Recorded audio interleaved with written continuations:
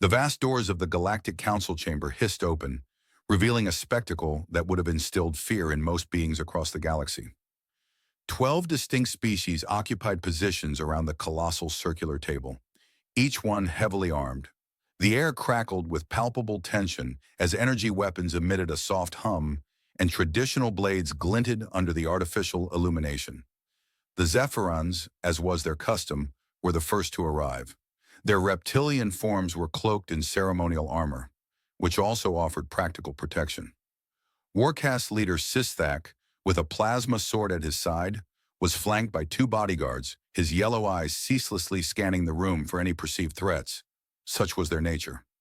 Opposite them, the Menturi delegation murmured softly amongst themselves.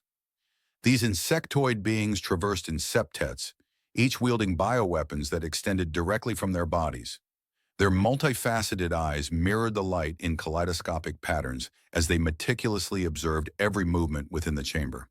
For a hive mind, trust was a concept not easily embraced.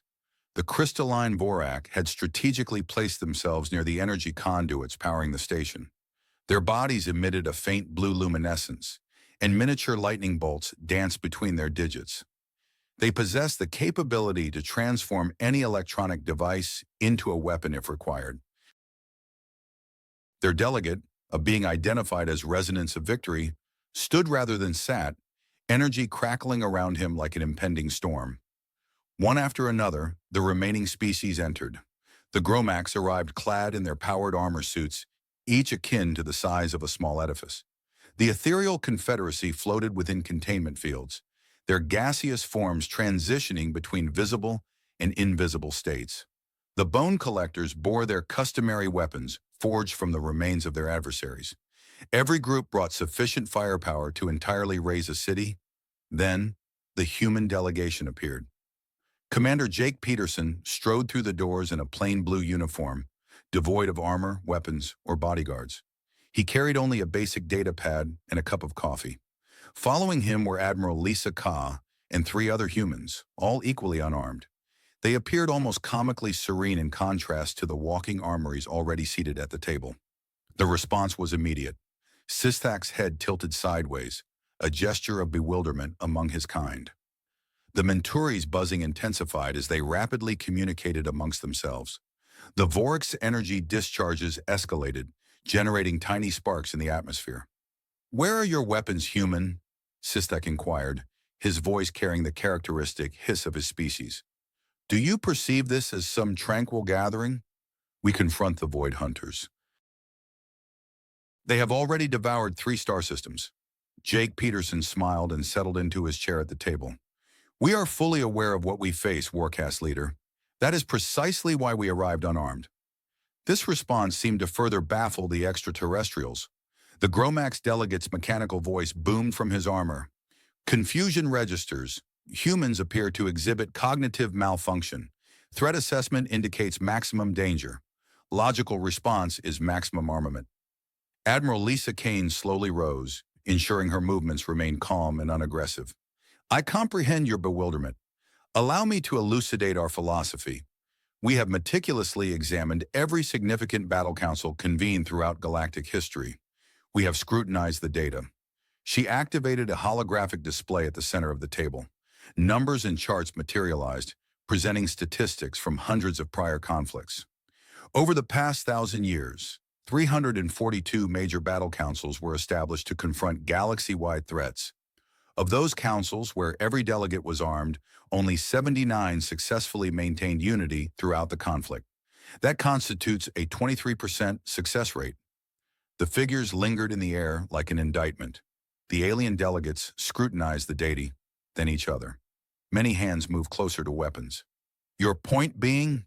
queried the ethereal delegate, her voice emanating from a translator device as her gaseous form could not articulate in atmosphere. "The point is that armed councils tend to disintegrate," Jake Peterson stated, taking a sip of his coffee. "When everyone is prepared to fight, eventually someone does, usually with each other instead of the true enemy." Resonance of Victory's crystalline form pulsed with increased luminosity. "You advocate for us to disarm, to expose ourselves to treachery. This is utter madness."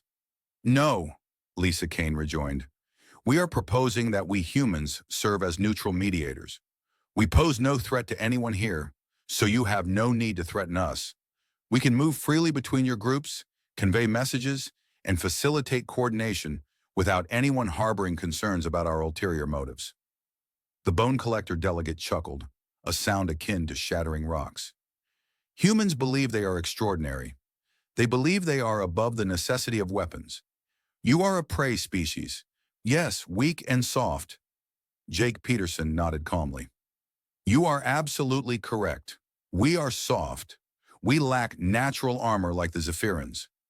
We cannot generate energy weapons like the Vorak. We do not possess the collective intelligence of the Menturi or the sheer might of the Gromax. We are likely the physically weakest species in this room. Then why should we heed you? Sistek demanded. Because, Jake said, rising to his feet and slowly circling the table, we have endured everything our galaxy has subjected us to, not by being the strongest, but by excelling at collaboration. We do not need to be the dominant predator in the room. We need to be the species that all predators trust. As he walked, not one of the alien delegates reached for their weapons. They could have easily terminated him, yet something in his composed self-assurance made them hesitate. He paused behind the Menturi delegation. Your hive mind grants you flawless coordination among your own people, he told them, but it hinders your ability to trust outsiders because you cannot discern their thoughts. The Menturi buzzed softly, acknowledging the veracity of his statement. He proceeded to the Vorak. Your energy manipulation renders you incredibly potent, but it also causes everyone to perceive you as a potential threat. Even your allies maintain their distance. Resonance of Victory's glow dimmed slightly. This, too, was accurate. Jake completed his circuit of the table and returned to his seat. Every species here evolved either as predators or to defend against predators. This has made you all formidable, but it has also made you all mutually suspicious. You cannot help it. It is intrinsic to your nature. Admiral Kane activated another holographic display. The Void Hunters are 3 days from the Kepler sector. They have obliterated everything in their path. We require a unified response, and we require it immediately. The question is, do you desire a council where everyone dedicates half their time observing each other for signs of betrayal? Or do you desire one where you can focus entirely on the adversary? The chamber fell silent save for the hum of various weaponry and the faint crackling of the Vorak energy field. The alien delegates exchanged glances, then looked at the humans, then at the harrowing reports of Void Hunter attacks projected on the holographic displays. Finally, Sistek spoke. What do you propose, humans? Jake Peterson smiled and opened his datapad. We propose to reveal something no other species has ever witnessed, a battle plan conceived by someone who does not aspire to be the hero of the narrative, someone who simply desires for everyone to return home safely. The meeting destined to determine the galaxy's fate was about to commence. Admiral Lisa Ka joined him, integrating her own data into the display. They also exhibit a consistent pattern of avoiding specific types of resistance. Consider the Hesperus system. The Zephyrans mounted their stand there with everything at their disposal.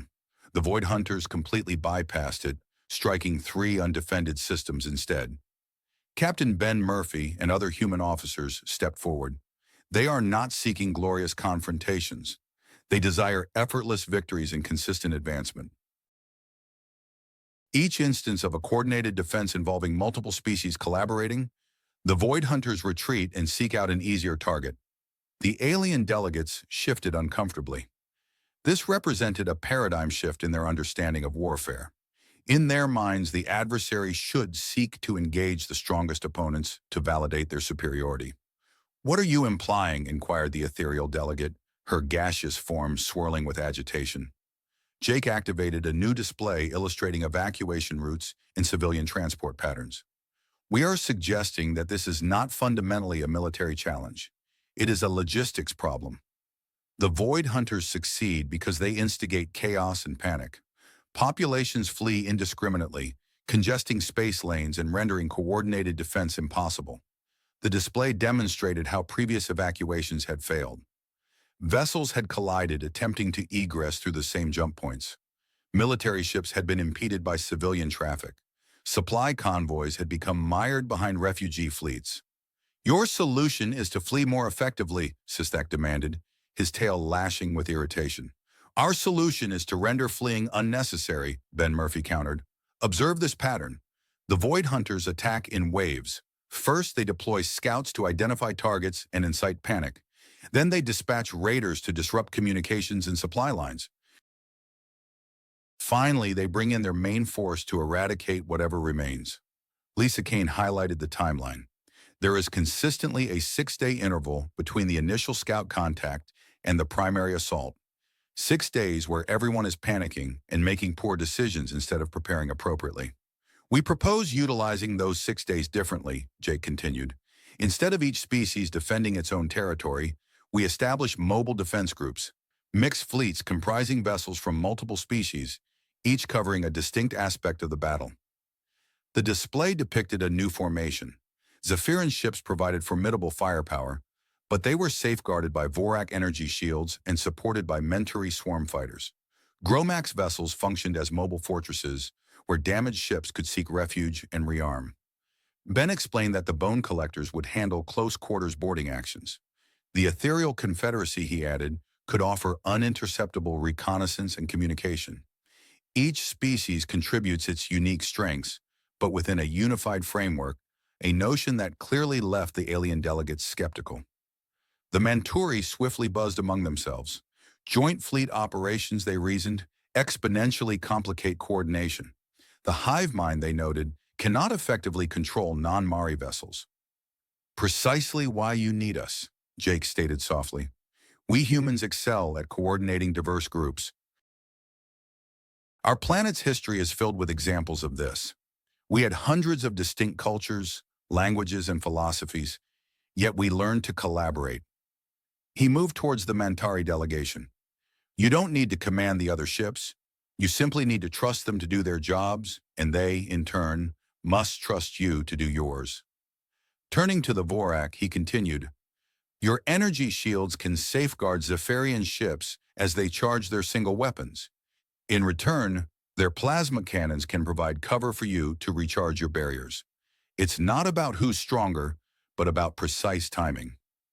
The crystalline form of resonance of victories pulsed thoughtfully.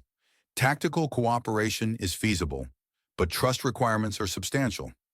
"Trust is built through shared success," Lisa Kane interjected. "We're proposing joint training exercises before the Void Hunters arrive. Small missions, where different species work together on simple objectives, will gradually build confidence." The room fell silent as the aliens considered this proposition. It contradicted their deepest instincts. Their species had survived by self-reliance, by trusting only their own kind. "How do we know you humans aren't just trying to control us?" queried the Bone Collector delegate, his voice gritty like grinding stone. Jake Peterson offered a slight smile. "Because we're the only ones here who can't control anyone. We lack the mind powers of the Menturi. We can't drain energy like the Vorak. We can't intimidate anyone like the Gromax. All we can do is suggest and coordinate." "And if we don't like your suggestions?" Suzak inquired. "Then you ignore them," Ben Murphy responded plainly. "We're not your commanders, we're your translators. When the Zephyrians want to aggressively charge and the Manturi want to encircle the enemy, we help you figure out how to do both simultaneously." Admiral Kane then activated a final display. "The choice is yours. You can each fight the Void Hunters separately, employing the same tactics that have failed 17 times already, or you can try something new." The display presented two scenarios. In the first, each species fought alone and was defeated one by one. In the second, they fought collaboratively, and the Void Hunters retreated, seeking easier prey. "The next wave of attack begins in 3 days," Jake announced, returning to his seat. "Whatever we decide, we must decide now." The debate had already lasted 2 hours. Every species harbored opinions about the human proposal, most of which included words like impossible or suicidal. The Menturi adamantly claimed their hive mind tactics couldn't be adapted to include outsiders. The Zephyrians argued that their honor code forbade them from sheltering behind energy shields. The Vorik maintained that sharing their energy technology would render them vulnerable. Jake Peterson listened quietly through it all, occasionally jotting notes on his datapad. He neither argued nor attempted to persuade anyone. He merely listened and nodded, sometimes posing simple questions that prompted speakers to reevaluate their positions. Gromac's battle doctrine demands a clear chain of command, the mechanical delegate declared. Who commands a mixed fleet? Who issues orders during combat? Before Jake could respond, the chamber lights flickered. Emergency alarms began to sound throughout the station. The blast doors to the chamber slammed shut with a heavy thud that reverberated through the room. Security alert, a voice stated over the communication system. Hostile infiltrators detected. All delegates must remain in secure positions until the threat is neutralized. The reaction was immediate and predictable. Weapons materialized in hands that had been empty moments before. The Zephyrians formed a defensive circle around their leader, plasma swords humming to life. The Menturi fanned out across the room, their bioweapons extending from their arms like deadly blossoms. The Vorik's energy discharges intensified dramatically, creating a crackling barrier around their position. Each species suspected every other species might be the threat. The Bone Collectors aimed their weapons at the Ethereal Confederacy, believing them capable of using their gas form to infiltrate the station. The Gromax powered up their armor systems and targeted anyone who moved too quickly. The fragile alliance that had been slowly forming fractured in seconds. Stand down, Sustak hissed at the Menturi, who had positioned themselves too close to his delegation. Maintain distance or face consequences. Hive detects elevated threat levels from Zephyrian position, the Menturi replied, their buzzing taking on an angry tone. Recommend immediate dispersal of all armed personnel. The Vorhak's energy barrier expanded, forcing everyone else back towards the walls. Defensive protocols engaged. All organic life forms maintain minimum safe distance. Amidst this chaos, the 5 humans remained precisely where they had been sitting. They had no weapons to draw, no defensive stances to adopt, no armor to activate. They were utterly vulnerable, and paradoxically, that made them the safest individuals in the room. Admiral Kane, Jake said calmly, as if deadly energy weapons weren't being pointed in every direction. Could you check the station's internal sensors? Discover what we're actually dealing with. Lisa Kane slowly rose and walked towards the central control console. Every alien in the room tracked her movement, but none aimed weapons at her. She couldn't pose a threat to anyone, so she wasn't perceived as one. Sensors show 3 unauthorized life signs in the lower engineering section, she reported after a moment. They're moving towards the primary power core. Lieutenant Amy Foster, another human officer, approached the Menturi delegation. They could have eliminated her with a thought, yet they allowed her to draw near. Your biosensors are more sensitive than the station's equipment. Can you detect what species the intruders are? The Menturi's compound eyes focused on her for a moment, then they began buzzing rapidly among themselves. Hive confirms 3 life signs. Energy signatures match. Void Hunter reconnaissance units. The news sent a fresh wave of tension through the room. These weren't mere saboteurs or political enemies. These were advanced scouts from the very force they had been planning to confront. They're likely attempting to disable the station's defenses before the main attack, said Sergeant Dan Clark, another human officer. He calmly walked towards the Vorik position. Resonance of victory. Can your people trace the power grid and identify which systems are most vulnerable? The crystalline being's form pulsed brighter as he interfaced with the station's electrical systems. Power core shows fluctuations. Void hunters attempting to create cascade failure. How long do we have? Jake asked. 17 minutes until total system failure, came the reply. The armed delegates looked at each other with growing suspicion. The Bone Collectors accused the Ethereal Confederacy of allowing the intruders in via their dimensional phase technology. The Zetherians suggested that one of the other species was secretly allied with the Void Hunters. The Menturi calculated the probability of betrayal from each delegation and found them all unacceptably high. Meanwhile, Captain Ben Murphy had walked to the sealed blast doors. These emergency locks can only be opened from the security center or by someone with engineering access. We need to get down there and stop the sabotage, but we can't do it from here. The ventilation shafts, Amy Foster suggested. They're too small for most species, but humans could fit through them. Absolutely not, the Gromax delegate boomed. Humans entering station infrastructure represents a security risk. Could be part of a coordinated attack. Then what do you suggest? Jake asked quietly. The room fell silent, save for the hum of weapons and the crackle of energy fields. Every species possessed the power to breach the blast doors or access the engineering section, but none trusted the others enough to lower their defenses. They were ensnared by their own suspicions. I'll go, Jake said, standing up and walking towards the ventilation grate. I'm unarmed, so I can't be planning an attack. And if I don't come back, you'll know the Void Hunters got me. This is madness, Sustak protested. You're a soft skin. You have no armor, no weapons, no way to defend yourself against Void Hunter scouts. That's precisely why I have to go, Jake replied, pulling a simple toolkit from his uniform pocket. Everyone else in this room is too dangerous to trust. You're all looking at each other, wondering who might betray you. But nobody's worried about me betraying anyone because I couldn't hurt you even if I wanted to. He began unscrewing the ventilation grate. Amy, I need you to coordinate with the Menturi. Their biosensors can track my progress and guide me to the correct location. Dan, work with the Vorak to monitor the power systems and tell me which ones to prioritize. Ben, get the Zephyrians to prepare a strike team in case I encounter trouble I can't handle. What about us? Asked the Gromax delegate. Guard the room, Jake said simply. If this is a trap and there are more intruders coming, we need to ensure this chamber is secure. As he climbed into the ventilation shaft, something remarkable occurred. The extraterrestrial delegates began their collaborative efforts, not out of mutual trust, but due to their faith in the human who had fully exposed himself to assist them all. The Menturi furnished detailed sensor readouts, while the Vorak meticulously monitored every power fluctuation. The Zephyrians positioned themselves strategically to address any unforeseen crisis. Even species that had been brandishing weapons at each other moments prior commenced coordinating their activities.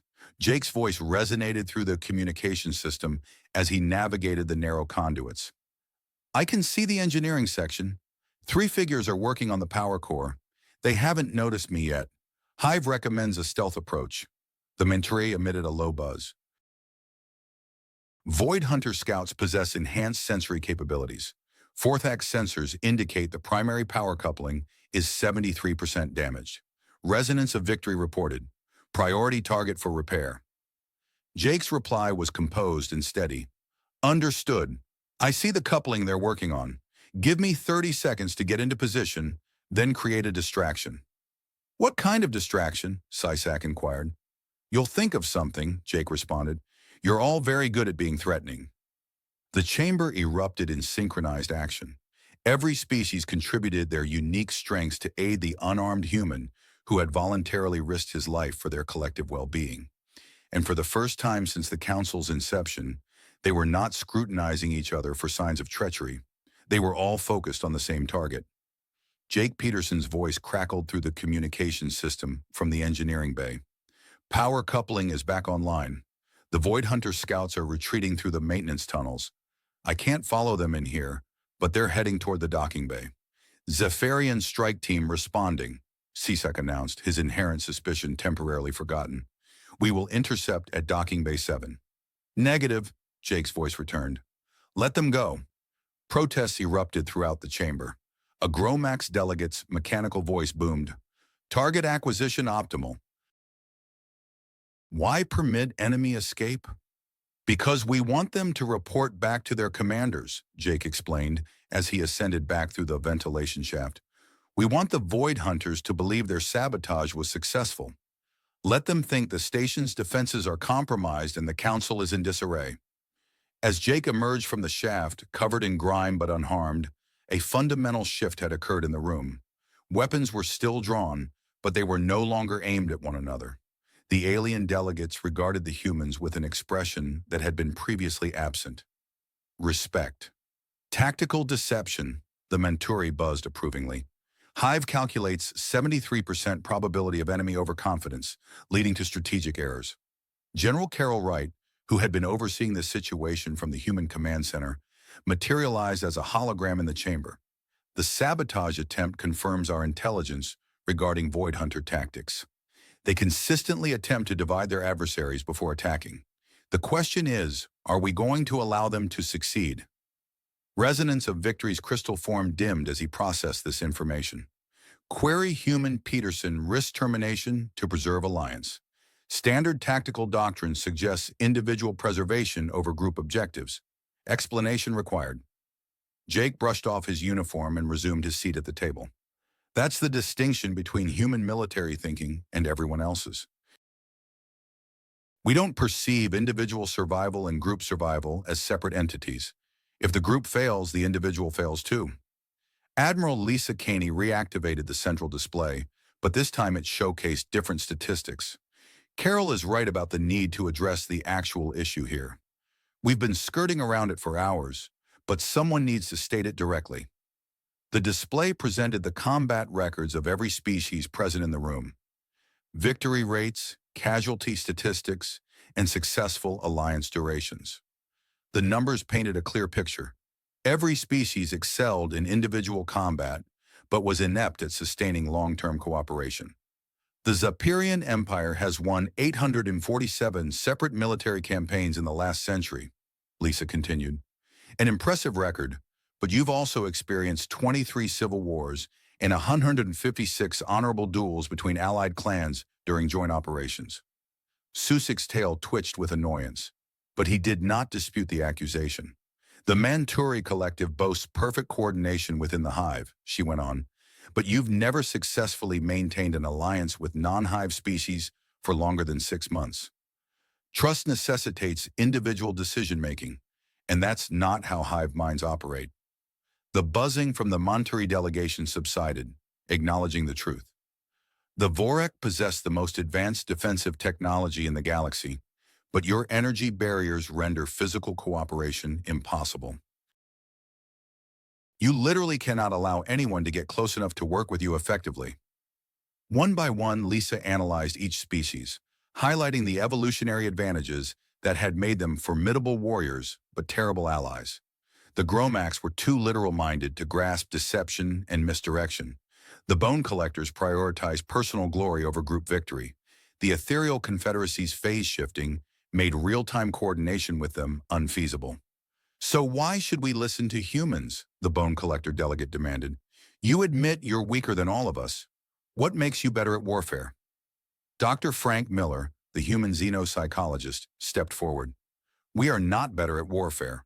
We're better at cooperation. And in modern galactic conflict, cooperation is more important than individual strength. He activated a new display illustrating human evolutionary history. Most species evolved from either predators or prey animals. Predators develop strength and aggressive instincts. Prey animals develop defensive capabilities and territorial behaviors. Both survival strategies made you naturally suspicious of outsiders. The display showed various alien homeworlds and their dominant evolutionary pressures. Each had produced species that were either natural hunters or natural defenders. Humans evolved differently, Frank continued. We were persistence hunters. We didn't catch our prey by being faster or stronger. We caught it by working together and never giving up. A single human couldn't kill a mammoth, but 10 humans with a plan could. The display showed early human hunting patterns.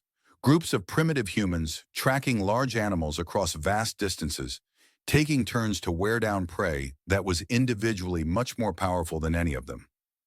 More importantly, we lived in small tribal groups that had to cooperate with other tribes to survive. We couldn't just trust our own family or hive. We had to learn to trust strangers, to work with people who thought differently than we did, to build alliances with groups that might be competitors tomorrow. Jake Peterson stood up again, but this time his movement conveyed a different gravitas.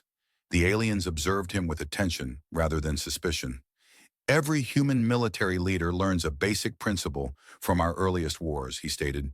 The side that maintains better communication and coordination will usually beat the side with better weapons. We've seen it over and over in our history. But the Void Hunters have better weapons than all of us combined, the ethereal delegate pointed out. That's exactly why we need to be better at coordination, Ben Murphy replied. Look at their attack patterns again. They don't just destroy things randomly. They specifically target communication networks and command structures. They want us to fight as individuals because they know they can beat us individually. Captain Amy Foster walked over to the tactical display. The sabotage attempt wasn't really about the power core. It was about testing whether we would turn on each other under pressure. And we almost did until someone made himself vulnerable enough that we could trust him. That's the secret, Carol Wright said from her hologram. Trust isn't built through strength. It's built through calculated vulnerability. When someone makes themselves weak enough that they can't hurt you, it becomes safe to work with them. The alien delegates looked around the room at each other. For the first time since the council began, they weren't calculating threat levels or measuring relative strength. They were contemplating cooperation. Cesic was the first to speak. In Zephyrian culture, showing weakness invites attack, but humans show weakness to invite alliance. The hive mind cannot comprehend individual sacrifice for group benefit, the Mantari admitted, but human Peterson demonstrated this concept effectively. Resonance of Victory's energy field stabilized into a steady, calm glow. Perhaps Vorak defensive protocols prevent cooperation rather than enable it. Human tactics require recalibration of standard procedures, the GROMAX delegate announced. Previous assumptions about strength and weakness require revision. Jake Peterson scanned the table at these deadly powerful beings who could have annihilated him with a thought. The offer still stands. We can coordinate your individual strengths into a combined strategy, but only if you're willing to trust that someone who can't threaten you might actually be trying to help you. The chamber fell silent again, but this time it wasn't the silence of suspicion. It was the silence of species that had never considered the possibility that their greatest evolutionary advantages might also be their greatest strategic weaknesses. The Void Hunters will be here in 2 days, Admiral Caney reminded them. What's it going to be? 2 days later, Commander Jake Peterson stood on the bridge of the flagship Unity, encompassed by the galaxy's most formidable warriors. He wore the same simple blue uniform, carried the same basic data pad, and remained completely unarmed. Instead of casting glances of confusion or doubt, every representative within the chamber now looked to him for direction. Void Hunter fleet detected at the edge of the Kepler system, reported the Manturi sensor operator, whose compound eyes reflected the tactical readouts. Hive confirms 847 enemy vessels approaching in standard attack formation. Their scouts must have reported that our defenses were damaged, Admiral Lisa Ka stated from her console. They're coming in confident and aggressive, just like we hoped. Through the massive viewport, the combined fleet of the Galactic Council spread out in impeccable formation. Zephyrian heavy cruisers anchored the defensive line, their plasma cannons charging with lethal light. Manturi swarm fighters danced between the larger ships like schools of metallic fish. Vorak energy barriers created a shimmering protective shell around the entire formation. Phase 1 positions confirmed, Jake announced calmly. All species ready. Zephyrian battle groups report ready for engagement, Sistak confirmed from his command throne. His innate aggression was still present, now channeled entirely towards the approaching foe. Hive mind coordination at optimal efficiency, buzzed the Manturi fleet commander. All 50,000 fighters synchronized and prepared for deployment. Vork energy matrix stable. Resonance of Victory reported. His crystalline form pulsed with contained power. Defensive barriers can be extended to protect allied vessels. One by one, each species confirmed their readiness. The GROMAX war machines powered up their immense cannons. The bone collectors prepared their boarding pods. The ethereal confederacy began phasing their ships into alternate dimensions, poised to strike from inconceivable angles. Enemy fleet entering maximum range, the sensor operator declared. They're maintaining standard Void Hunter formation. No signs that they suspect our coordination. Jake scrutinized the tactical display, observing the enemy's approach. The Void Hunters moved like a dark tide, their vessels absorbing rather than reflecting light. They had annihilated 17 star systems with these identical tactics, overwhelmed defenders with superior numbers, sow panic and chaos, then systematically destroy anything that retained organization. Remember the plan, Jake said quietly. Let them think they're winning at first. Draw them into the trap. All ships begin tactical withdrawal, Admiral Kane announced over the fleet communications. Make it look like we're retreating in disorder. The combined fleet commenced its retreat, yet it was not the chaotic route the Void Hunters anticipated. Each species pulled back according to their inherent tendencies, but within a meticulously coordinated pattern. The Zephyrians withdrew slowly, maintaining their defensive formations. The Manturi scattered in all directions, seemingly losing cohesion. The Vorak barriers flickered and dimmed, as if faltering under pressure. Void Hunters taking the bait, reported Lieutenant Amy Foster from the tactical station. They're accelerating their advance and breaking formation to pursue what they think are fleeing ships. Phase 2, Jake announced. The apparent retreat abruptly reversed. Manturi fighters that had seemed to scatter randomly now converged, isolating Void Hunter ships from 6 different directions. Zephyrian plasma cannons that had been powering down roared to life, targeting enemy vessels that had moved too far forward. Vorak barriers snapped back to full strength, entrapping advanced Void Hunter ships away from their main force. Direct hit on enemy command ship, Sysak reported with satisfaction. Their coordination is breaking down, but Jake was observing something else on the displays. They're adapting faster than expected. Look at the rear formations. They're not panicking like their scouts reported we would. The Void Hunter fleet was reorganizing, pulling back its advanced units and forming a defensive shell. They had realized that their intelligence about the station's defenses was incorrect. New enemy formation detected, the Manturi sensor operator buzzed. They're assuming we have better coordination than anticipated. Phase 3, Jake said. Show them just how coordinated we really are.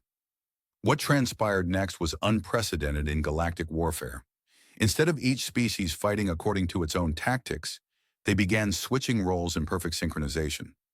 Zephyrian ships moved forward to occupy the positions of Manturi fighters that had expended their ammunition. Vorak barriers expanded to protect Gromax vessels while they recharged their weapons. Even the Bone Collectors coordinated their boarding attacks with Ethereal Confederacy phase strikes. The Void Hunters had confronted every species in the galaxy individually. They had developed countermeasures for Zephyrian aggression, Manturi swarm tactics, and Vorak energy manipulation.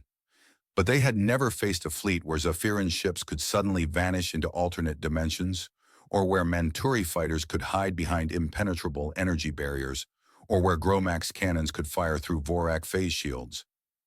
Enemy fleet is in full retreat, Captain Ben Murphy reported from his position. They're abandoning their attack and falling back to the outer system. Do we pursue? Asked the Gromax fleet commander, eager for a decisive victory. No, Jake said firmly. Let them go. They need to report back what they saw here. Human Peterson speaks wisdom, Sistak acknowledged. Today's victory means nothing if tomorrow brings larger enemy force. 3 months later, Jake Peterson stood in a very different council chamber. This one was on Earth, in the new Galactic Military Academy, constructed in the hills outside Geneva. Instead of armed delegates seated in the suspicious circles, young officers from a dozen species worked together at shared tactical stations. The key to multi-species coordination, Captain Amy Foster was explaining to a mixed class of cadets, is understanding that every species has both strengths and blind spots. Your job isn't to eliminate those blind spots. It's to make sure that someone else's strengths cover them. A young Zephyrian cadet raised his hand. Instructor Foster, how do we overcome natural territorial instincts during joint operations? Amy smiled. You don't overcome them, you channel them. Your territorial instincts make you excellent at defending specific positions. Partner with a Mantri unit whose swarming instincts make them excellent at mobile attacks. Let each other do what you're naturally good at. In another classroom, Ben Murphy was teaching communication protocols. The Vorak speak in energy patterns. The Manturi think in collective calculations, and the Ethereal Confederacy exists in multiple dimensions simultaneously. Your job as a human coordinator isn't to make them all think the same way. It's to translate between their different ways of thinking. But the most crucial lesson was being taught in the main auditorium, where Jake Peterson addressed the graduating class. Officers from every species in the Galactic Council sat together, no longer separated by inherent suspicions.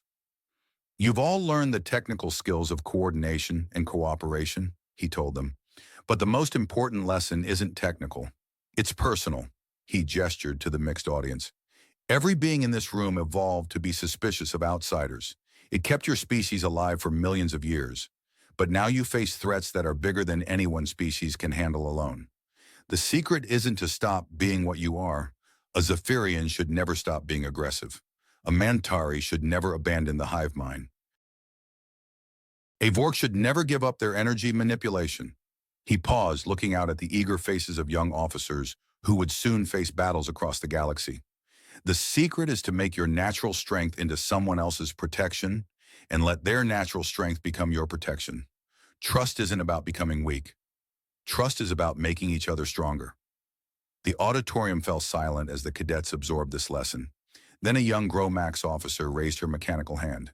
Instructor Peterson, what if we encounter enemies who cannot be trusted, who do not understand cooperation? Jake smiled, recalling the Void Hunter fleet retreating from the Kepler system. Then you show them what cooperation can accomplish. Sometimes the best way to teach someone the value of working together is to demonstrate what they're missing by working alone. As the graduation ceremony concluded and the new officers prepared to take their places in the integrated fleet command structure, Jake received a message on his datapad. It was from Admiral Kane, now commanding the Outer Rim Defense Force. Void Hunters spotted in the Andromeda approach. Large fleet, new tactics. They seem to have learned about cooperation